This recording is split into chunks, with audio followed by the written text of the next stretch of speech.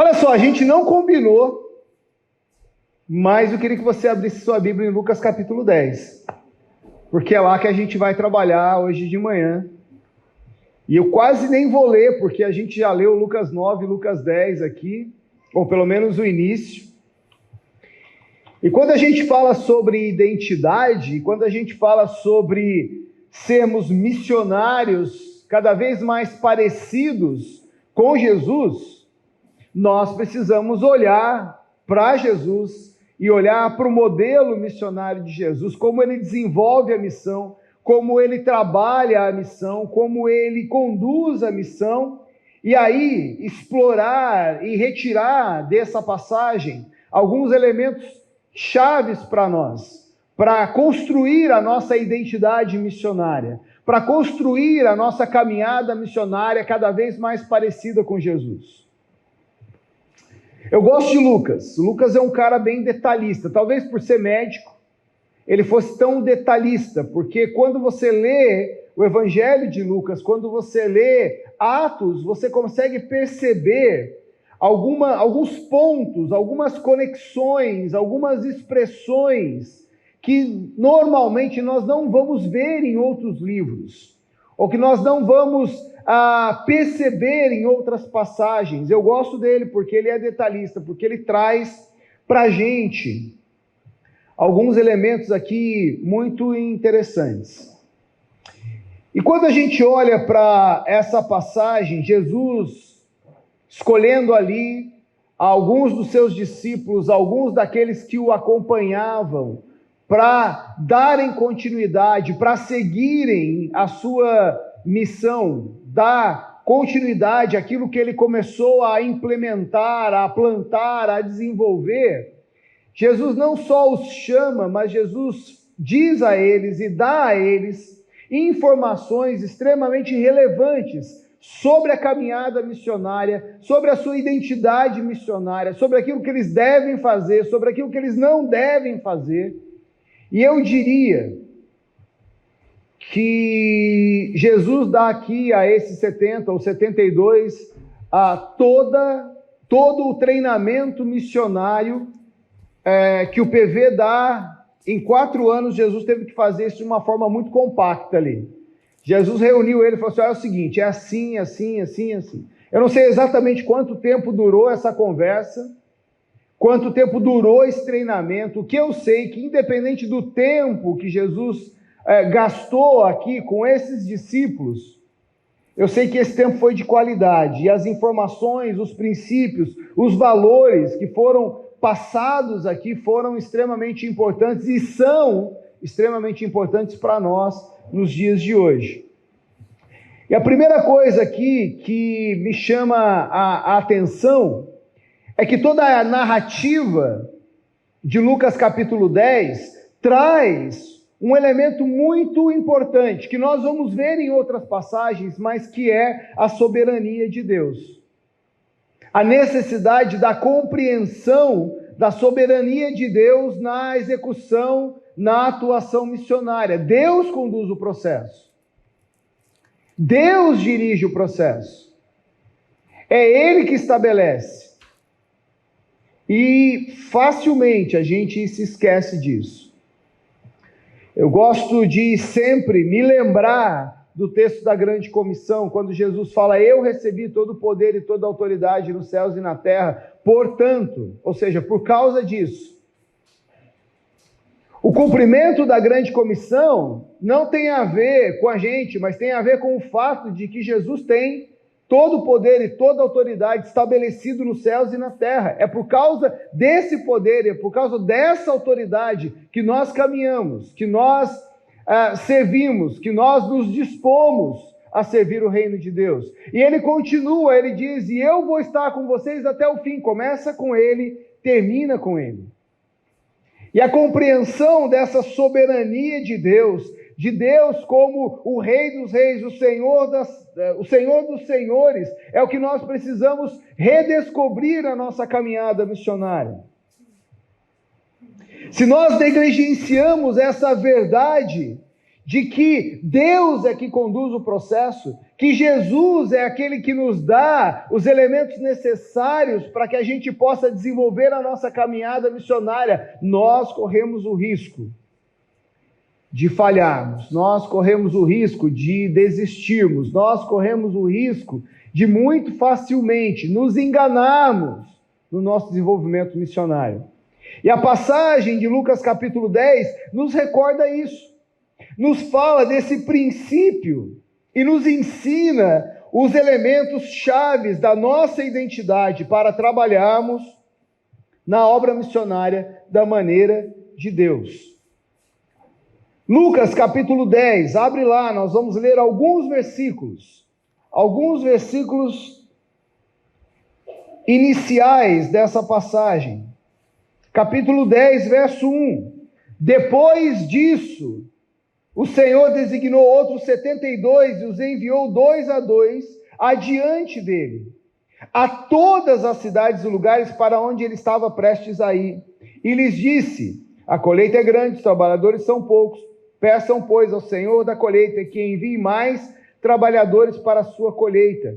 Vão, eu os estou enviando como cordeiros no meio de lobos. Não levem bolsa, nem saco de viagem, nem sandálias, e não saúde ninguém pelo caminho. Quando entrarem numa casa, digam primeiro: a paz está sobre esta casa. Se houver ali um homem de paz, a paz de vocês repousará sobre ele. Se não, ela voltará a vocês. Fiquem naquela cidade, comam, bebam o que lhe derem para comer, pois o trabalhador merece o seu salário. Não fiquem mudando de casa em casa. Verso 17. Os 72 voltaram alegres e disseram: Senhor, até os demônios se submetem a nós em teu nome. E ele respondeu: eu vi Satanás caindo do céu como relâmpago. Eu lhes dei autoridade para pisarem sobre cobras e escorpiões e sobre todo o poder do inimigo, e nada lhes fará dano. Contudo, alegrem-se,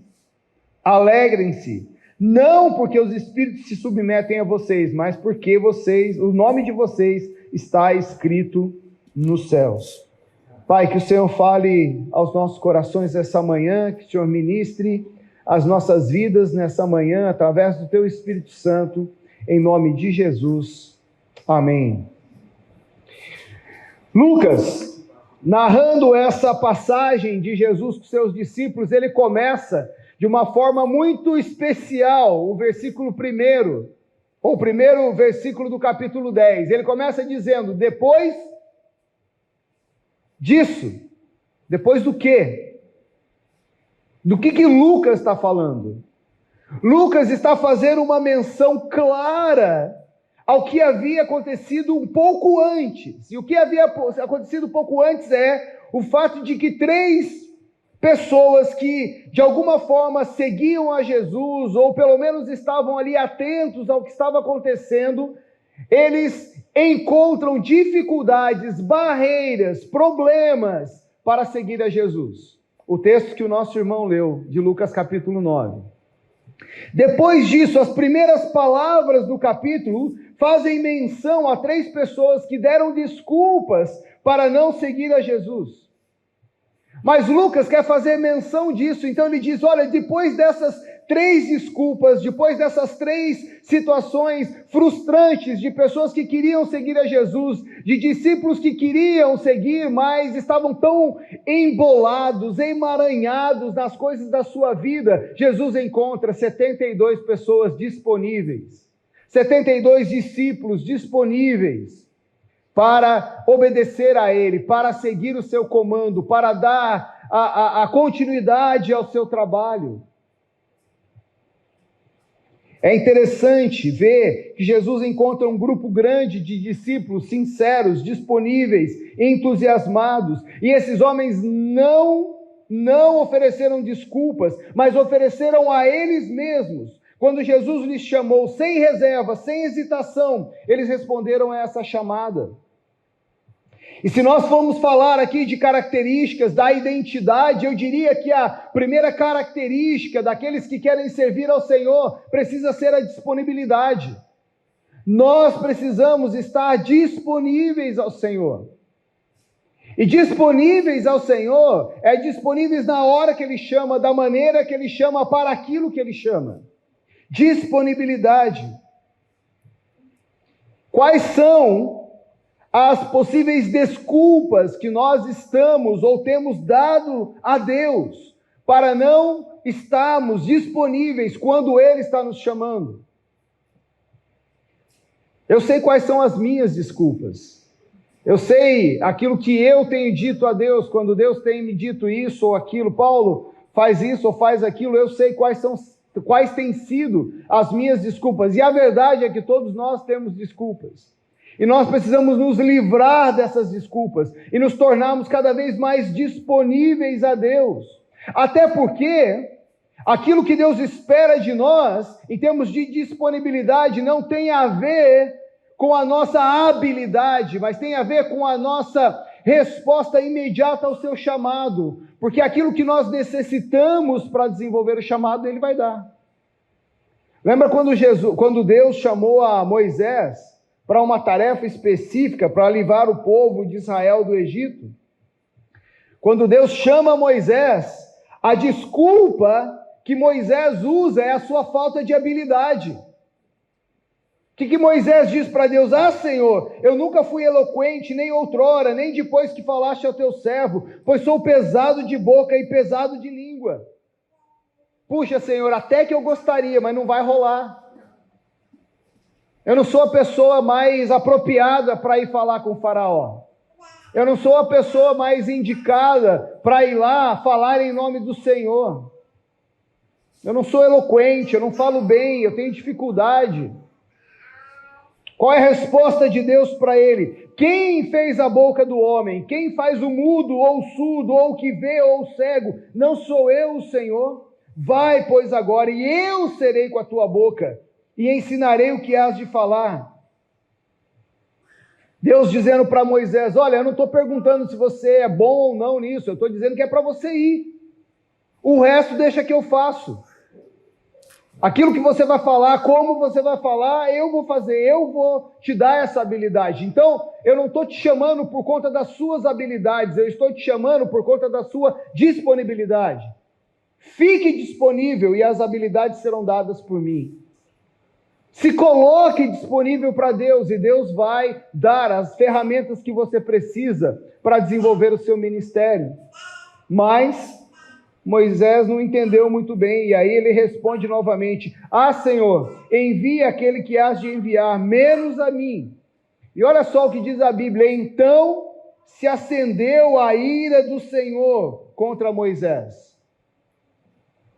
E eu vejo muita semelhança sobre a ideia de se acender a ira do Senhor contra Moisés, porque Moisés não consegue entender o chamado de Deus da mesma forma da resposta de Jesus àqueles outros 3 discípulos, que estavam tão emaranhados na sua vida, no seu dia a dia, que não conseguiam seguir a Jesus.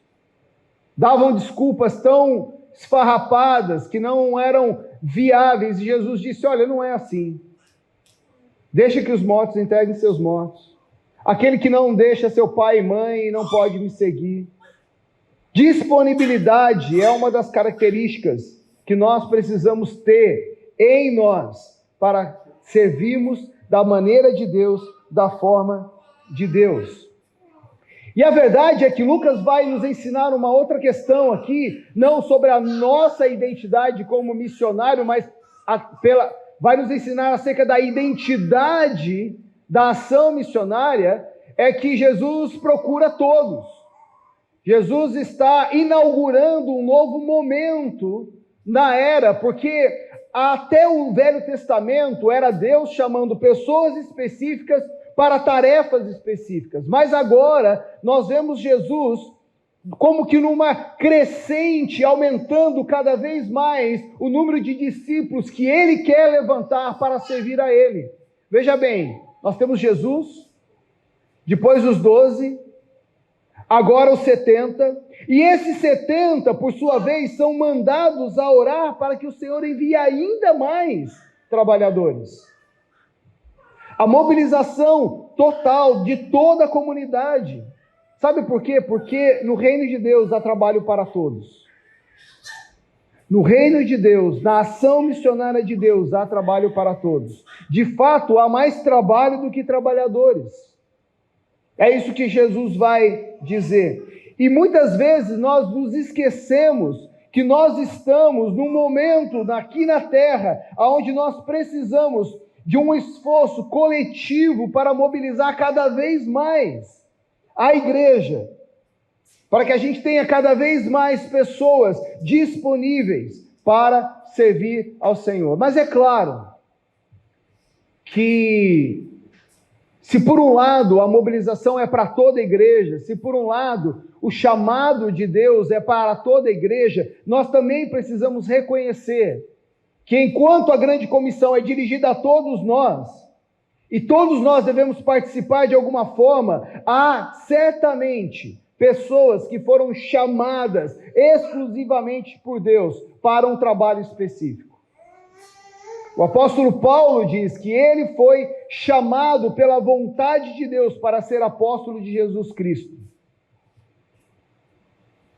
Então, em meio a essa mobilização total, em meio a essa convocação que Deus tem para toda a igreja, Deus tem chamado pessoas específicas para lugares específicos. E o missionário que mantém em si os valores, a identidade de Jesus no exercício da sua missão, ele sabe ouvir o chamado de Deus. Ele sabe entender o chamado de Deus para a sua vida. E nesse sentido, nós precisamos compreender que o nosso chamado começa onde nós estamos sendo colocados.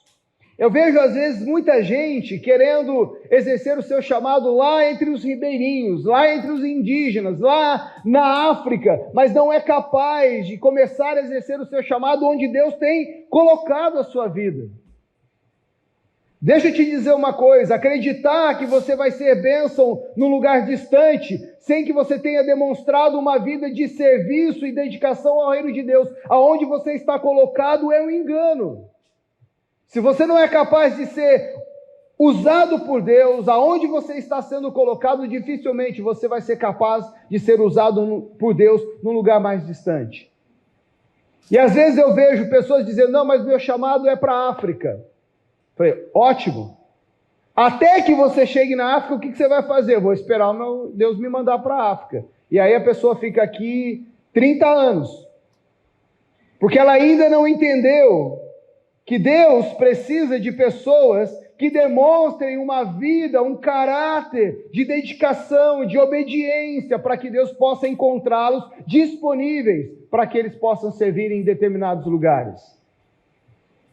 Não espere ir para esse ou para aquele lugar para que você seja alguém que serve de uma forma evidente o chamado de Deus na sua vida. Mas comece a exercer a sua vocação, o seu chamado, aonde você está. Porque daí Deus vai te encontrar disponível para outros lugares, para lugares diferentes. Eu tenho um amigo e no seu testemunho ele fala bastante sobre as suas crises existenciais, quando ele estava discernindo o seu chamado pessoal. E ele diz que, em determinado momento da sua vida, ele entendeu que Deus estava chamando, ou o chamado de Deus para ele foi muito claro quanto aonde Deus o queria. E aí então ele disse, Deus, por que o Senhor me mandou aqui? Com certeza há pessoas melhores, mais equipadas, mais habilitadas. Por que o Senhor não mandou elas para virem para cá? E aí ele diz que em meio à sua oração, o seu tempo de devocional, Deus disse para ele, olha, certamente há pessoas muito mais equipadas, certamente há pessoas muito mais preparadas, certamente há pessoas muito mais habilitadas que você, mas eu não as chamei, eu chamei você. Chamado de Deus não tem a ver com as suas habilidades. Chamado de Deus não tem a ver com a sua capacidade. Chamado é chamado. E a nós, simplesmente, resta obedecer. Uma outra característica interessante sobre a passagem de Lucas é que o Senhor designou esses 70 e enviou esses 70 dois em dois. E uma das outras características da identidade missionária é que nós não podemos trabalhar sozinhos. No reino de Deus não há voos solos. No reino de Deus nós não ficamos desconectados do corpo. No reino de Deus não há missionários que atuam sem que haja equipe, sem que haja pessoas que possam caminhar junto, lado a lado. E a verdade é que quando nós olhamos para a história do Novo Testamento, com exceção do evangelista Filipe, no livro de Atos, a igreja, Jesus aqui em Lucas e a igreja primitiva sempre seguiu esse modelo missionário. Na grande maioria das vezes, os missionários trabalhavam ou em dupla ou em equipe. O próprio apóstolo Paulo sempre viajava com um ou mais companheiros, e dessa forma eles forneciam apoio, cuidado mútuo, sem mencionar que havia ali uma combinação de dons e personalidade que aumentavam o impacto do ministério em si. Eu vejo e percebo hoje em dia uma tendência muito grande de muitos missionários que acham que podem fazer tudo e podem fazer tudo sozinhos. Nós precisamos uns dos outros. Nós precisamos caminhar lado a lado com pessoas. Não há nada que nós ainda não precisamos aprender. Nós sempre temos alguma coisa a aprender.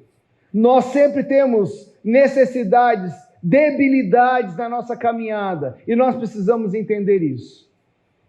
Isso precisa fazer parte da nossa identidade. Eu preciso do meu irmão da mesma forma que o meu irmão precisa de mim. No exercício da obra missionária, nós precisamos caminhar juntos. Nós precisamos estar juntos com alguém. Nós precisamos entender que Deus escolheu enviar pessoas para a unidade. João capítulo 17, a minha oração é para que eles sejam um, porque quando eles forem um, quando houver unidade entre eles, quando houver acordo entre eles, quando houver unanimidade, não unanimidade no sentido de tudo igual robô, mas quando eles pensarem juntos, trabalharem juntos, agirem juntos em meu nome, o mundo vai crer que o Senhor me enviou. Nós precisamos trazer a ideia do trabalho em equipe como uma característica necessária para os dias de hoje. Lembra que ontem eu falei que nós estamos diante de nós com os lugares mais difíceis. E como é bom ter alguém ao seu lado quando você está se colocando à disposição do reino, porque você tem ali apoio mútuo, você tem ali caminhada em unidade, e isso pode nos ajudar a ser cada vez mais frutíferos. Uma outra característica ensinada por Jesus aqui a esses discípulos é acerca da oração. Missionários que trazem em si a identidade, o selo, os valores de Cristo na sua missão, são missionários que oram. Talvez você possa estar falando, nossa, Paulo, mas isso aí é quase,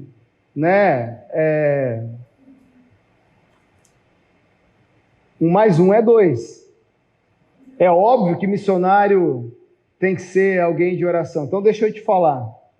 Alguns anos atrás, a Aliança Evangélica Mundial, através do Departamento de Missões, fez uma pesquisa com vários missionários do mundo todo, em vários campos, e missionários de várias culturas diferentes. E a pergunta foi uma só. O que mudou do seu tempo de preparação, do seu tempo antes do campo, para o seu tempo no campo? E adivinhem só, 72% daqueles que responderam a pesquisa disseram, a minha vida de oração mudou.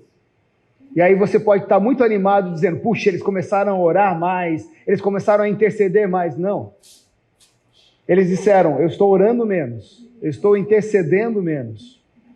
E a desculpa para isso era até quase, se não fosse não bíblica, era quase justificável. Porque eles disseram, olha, mas tem tanta coisa para fazer. Tem tanta gente para evangelizar. Tem tanta gente para ensinar. Tem tanta atividade necessária. O povo precisa tanto que não está dando tempo para a gente orar. E é interessante, porque Jesus, no capítulo 10, no verso 2, ele olha para esses 72 e ele diz, seara grande, os trabalhadores são poucos, rogai, pois, ao Senhor da seara que envie mais trabalhadores. Em outras passagens, nós vamos ver alguns dos autores dos evangelhos dizendo, Jesus estava andando e viu uma grande multidão como ovelhas sem pastor.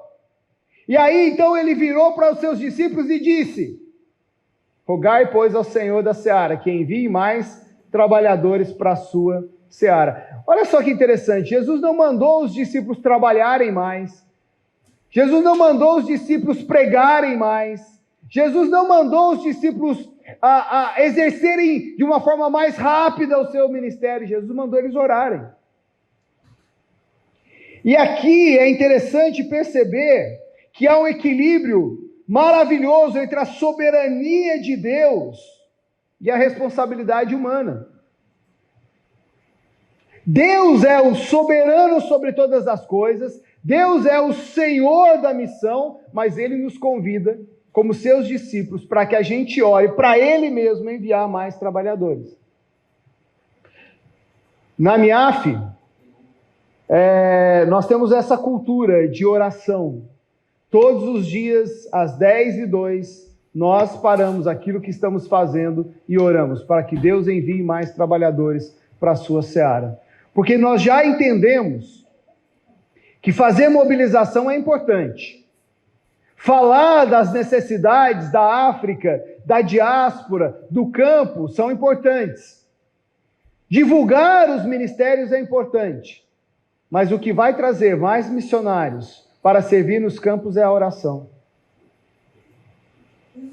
Porque Cristo é o Senhor da seara.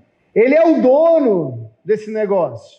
É Ele que tem a possibilidade de trazer, de enviar mais trabalhadores. E nós precisamos urgentemente entender e trazer para nós, como uma identidade sólida, real, a oração, para dentro da nossa vida, para dentro do nosso ministério. Não permitir que, em algum momento da nossa vida, uma vez que nós somos inseridos, colocados dentro de um trabalho missionário, dentro de uma ação missionária, que a gente perca a compreensão clara da importância da oração. Eu gosto muito da história de Peter Cameron Scott, que foi o fundador da MIAF. Em 1895, em julho de 1895, ele foi, então, da Pensilvânia em direção ao interior da África. Ele chegou em Mombasa, no Quênia. A intenção dele era implementar comunidades ou bases missionárias a partir de Mombasa até o centro da África. E muito da sua estratégia missionária estava baseada na pesquisa que ele havia lido de David Livingstone sobre o avanço do islamismo do norte para o sul. E a história diz que que Peter Cameron Scott, ele, ao chegar, logo depois dos primeiros meses, ele é acometido de febre tifoide, fica muito mal de saúde, e ele precisa então regressar para os Estados Unidos. E obviamente que você pode imaginar o que era fazer uma viagem da África para os Estados Unidos em 1895. E ele pega o navio, e esse navio então, antes de seguir, ele acaba tendo que desviar e chegar ali, faz uma parada estratégica na Inglaterra. E Livingstone e Scott, ainda com dificuldades na sua saúde, mas ainda claro do seu chamado, claro ainda que Deus o havia chamado para levar o evangelho até o interior da África. Então, nesse tempo em que o navio está atracado ali em Londres, ele resolve ir na abadia de Westminster. aonde exatamente está o túmulo de David Livingstone. E no túmulo de Livingstone há uma inscrição, e ele para ali para orar a Deus, e ele lê a inscrição que está ali no túmulo de David Livingstone: ainda tem ovelhas que não são deste aprisco, e a mim convém conduzi-las. E a história diz que ele então se ajoelhou ali, ele rededicou a sua vida ao Senhor para ganhar os povos da África, na plena confiança que Jesus iria o curar, iria trazer as ovelhas perdidas ali para o aprisco do Senhor. E milagrosamente ele é curado. E em vez de retornar para os Estados Unidos, ele volta à África. E todo o trabalho é estabelecido a partir desse tempo que ele tem ali, sozinho, diante de Deus, ali no túmulo de David Livingstone, orando: Deus, eu preciso da sua unção, eu preciso da tua cura, eu preciso que o Senhor haja na minha vida para que eu possa servir ao Senhor da maneira que o Senhor me chamou. A oração como papel fundamental. Eu gosto muito de um autor chamado Paul Miller, e ele diz que a oração, ela é fundamental, ela não é suplementar. A oração não é a preparação para o trabalho, mas a oração é o trabalho. A oração é aquilo que faz com que Deus se aproxime cada vez mais, ou nós nos aproximemos cada vez mais de Deus, e possamos dar a oportunidade para Deus fazer e agir através da nossa vida. Por isso, a ação missionária não pode ser desconectada da oração. Por isso, a identidade sólida de alguém que quer servir a obra missionária é a identidade sólida de alguém que ora, que tem uma vida de oração, uma vida dedicada à oração diante de Deus.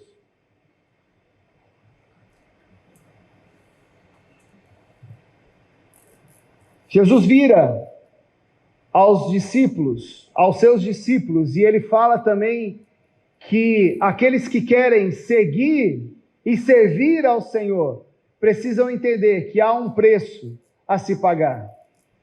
Há sempre um preço a ser pago para a expansão do reino de Deus. E Jesus não quer que esses 70 sejam enganados sobre isso. Jesus não quer que eles sejam iludidos.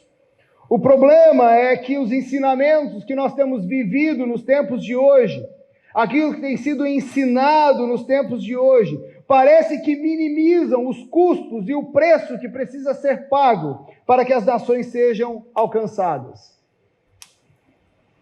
Vão, eu vos envio como cordeiro no meio de lobos. Os 70 não estariam gozando de tempos agradáveis, não estariam hospedados em hotéis 5 estrelas. Cordeiro no meio de lobo significa vulnerabilidade, indefesa, perigo.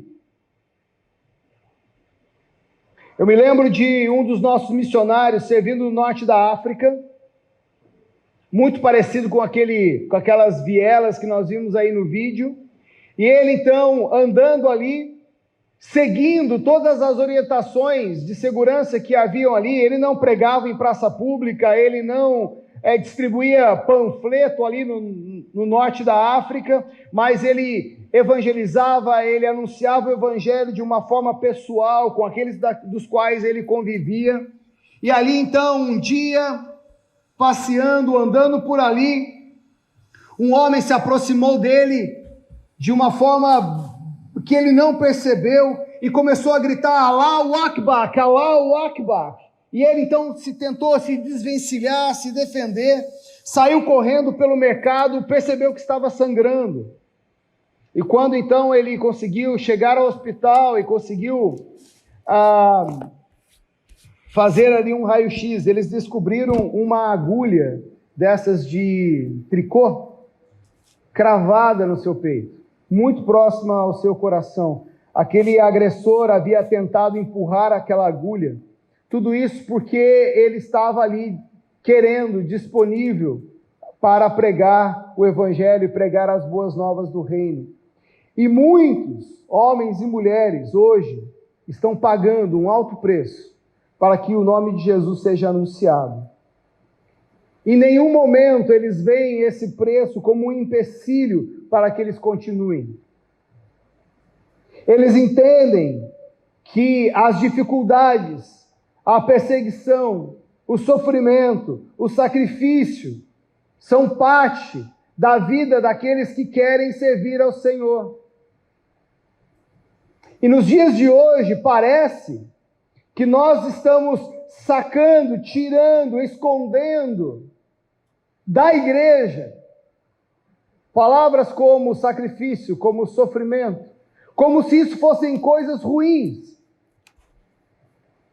Mas o próprio Jesus disse que aqueles que querem servi-lo de uma forma efetiva precisam estar disponíveis, precisam estar conscientes de que isso vai exigir de nós um preço a ser pago.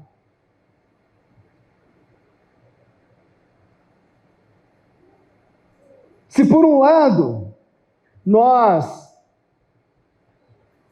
somos altamente vulneráveis, como cordeiro no meio de lobos, nós também precisamos entender que a nossa confiança precisa ser depositada em Deus. Quando Jesus vira para aqueles 72 e diz: não levem nem bolsa, nem alforje, nem sandálias, ele está dizendo: coloquem a confiança de vocês em mim, porque eu vou providenciar tudo aquilo que vocês precisam. Eu vou dar a vocês tudo aquilo que vocês precisam. Se por um lado Deus nos chama para vivenciarmos o sacrifício, o sofrimento, a entrega total a Ele, Ele também nos diz: olha, eu vou cuidar de vocês. O sustento que vocês precisam, tudo aquilo que vocês precisam para desenvolver a obra que eu tenho chamado virá das minhas mãos. Hudson Taylor, fundador da Missão para o Interior da China, disse uma vez que o trabalho de Deus, feito da maneira de Deus, nunca faltará sustento. E é claro que aqui nós estamos também falando de uma vida de simplicidade e mobilidade. Porque às vezes nós queremos muita coisa. Às vezes nós esperamos ter muita coisa para começar a desenvolver o nosso ministério. Eu convivo com vários missionários e às vezes eu fico assustado com as condições que eles colocam diante de Deus para poder exercer o seu ministério. Ah, Senhor, eu vou lá para aquele campo, mas lá é muito complicado, então eu preciso de um carro 4x4, com ar-condicionado, banco de couro, de preferência um banco que também dá para regular a temperatura, com filtro de ar, com snorkel, porque eu vou ter que passar dentro do rio, com isso, com aquilo. Ah, Senhor, eu estou indo para lá, mas olha, eu preciso de uma casa com essa facilidade, com isso, com aquilo, com mais isso. E às vezes nós esquecemos que Deus oferece para nós, nos dá aquilo que nós necessitamos, o suficiente para exercermos o nosso ministério. Porque ter menos do suficiente pode ser um problema, mas ter mais do que suficiente pode também ser um problema. Nós, como missionários, precisamos entender que aquilo que Deus nos dá basta, que aquilo que Deus nos oferece é suficiente para o exercício do nosso ministério. Michael Green, em um dos seus livros, ele disse: parece que a igreja de hoje, pelo menos nos países desenvolvidos, é paralisada pela grande falta de mobilidade. E me parece que o materialismo crescente não esgota a nossa dedicação total a Cristo, e a nossa vontade de ir a qualquer lugar e fazer o trabalho, se o Espírito Santo nos dirige assim. Ou seja, ele está dizendo: olha, às vezes nós não conseguimos ir aonde devemos ir, nós não conseguimos fazer aquilo que necessitamos fazer por falta de mobilidade, porque nós nos engessamos tanto, porque nós criamos tantas condições, que aquilo que Deus oferece, que aquilo que Jesus está oferecendo, já não é mais suficiente para o exercício da nossa missão. Não levem bolsa, não levem alforje, nem sandálias.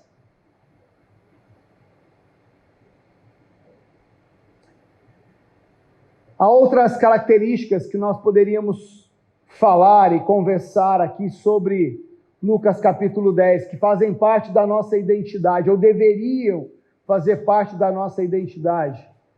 Mas eu quero terminar falando sobre as duas últimas que eu anotei aqui. A primeira é sobre a alegria. Nós precisamos nos alegrar no serviço a Deus. Precisa haver alegria, contentamento no exercício da nossa missão. Às vezes eu acho que nós nos deixamos ser inundados pela primícia do que missionário bom é missionário que sofre. E aí você tem missionários que sobem nas igrejas e você não consegue ouvir nenhuma palavra de contentamento dele. Parece que não há alegria no desenvolvimento do seu ministério. Parece que servir a Deus é sempre uma tragédia. Mas os 70, eles voltam. Eles vão, seguem as instruções de Jesus, e o texto diz que eles voltam alegres. Eles voltam regozijando. E facilmente nós esquecemos da alegria que existe, que nos acompanha no exercício do trabalho no reino de Deus. Vendo Deus operando na vida das pessoas, vendo Deus operando na nossa vida, vendo a igreja sendo plantada, o evangelho sendo anunciado, o reino se estendendo. E para nós tem que ser um privilégio, uma grande alegria, apesar das dificuldades, ver o evangelho sendo pregado em todos os cantos. Nós precisamos nos alegrar com aquilo que Deus está fazendo. Precisa haver alegria diante daquilo que Deus está operando, fazendo através das nossas vidas. Agora, se por um lado nós precisamos nos alegrar, se por um lado nós precisamos nos contentar, por outro lado nós precisamos tomar cuidado para não cairmos no perigo do orgulho. Porque quando Deus começa a prosperar o nosso ministério, quando Deus começa a usar e a atuar através das nossas vidas, nós podemos cair no mesmo erro que os discípulos aqui caíram. Eles estavam alegres, eles estavam contentes, mas eles não entenderam muito bem o motivo da alegria, ou a razão da alegria. Porque eles viram para Jesus e disseram: Senhor, os próprios demônios se submetem a nós, em teu nome. Fama verdadeira no reino de Deus é definida pela nossa humildade, e não pela nossa habilidade. Humildade tem que ser o nosso melhor amigo no exercício do nosso ministério, enquanto o orgulho certamente vai ser o nosso pior inimigo.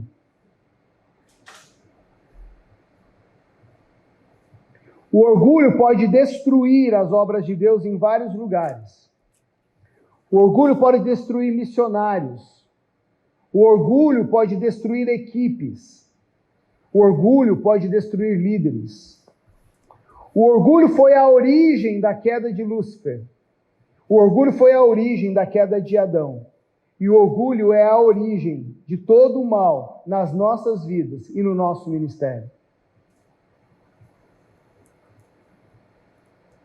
Paul Miller diz que se o jogo principal de Satanás é o orgulho, procurando nos atrair para dentro da vida de arrogância, então o jogo principal de Deus é a humildade, nos atraindo para dentro da vida do seu filho. Nos alegramos, mas não por aquilo que nós fazemos, não dando crédito a nós mesmos, mas dando todo o crédito ao Senhor, reconhecendo a sua ação, reconhecendo o seu trabalho, reconhecendo que é Ele que age através de nós.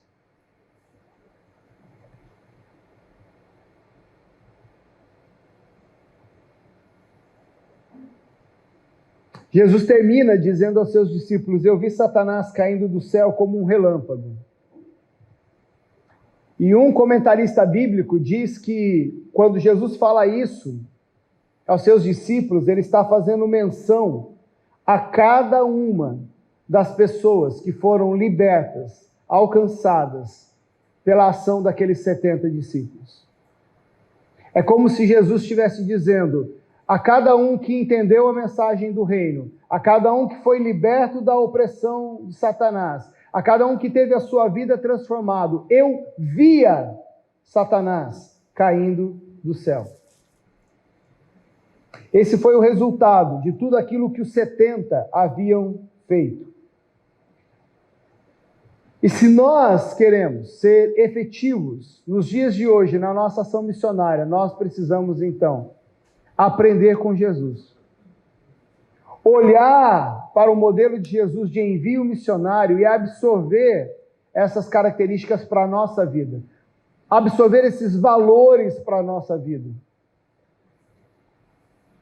Entendemos claramente que o chamado é dele. Entendemos que a unção que precisamos para desenvolver é dele. Entender que missionários que trazem em si os valores de Cristo são sempre disponíveis a Cristo, a servirem a ele. Entendem o seu chamado, trabalham em unidade, têm a oração como valor fundamental para as suas vidas. Entendem e pagam o preço de servir a Deus. Se alegram com aquilo que Deus faz através deles, mas ficam longe do orgulho, da prepotência, da arrogância, entendendo que a ação é de Deus. Precisamos de missionários, de homens e mulheres cada vez mais parecidos com Jesus. Enviados cada vez mais debaixo dos valores do reino, descritos aqui em Lucas capítulo 10. Os campos estão brancos para a colheita.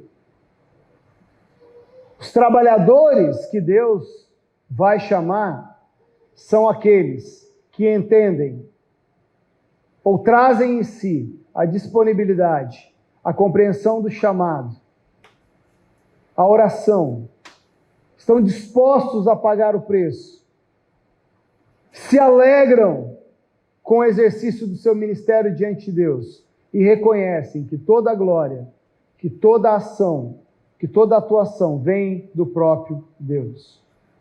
E aí nós vamos ver uma geração de novos missionários que respondem aos novos desafios que nós temos nos dias de hoje.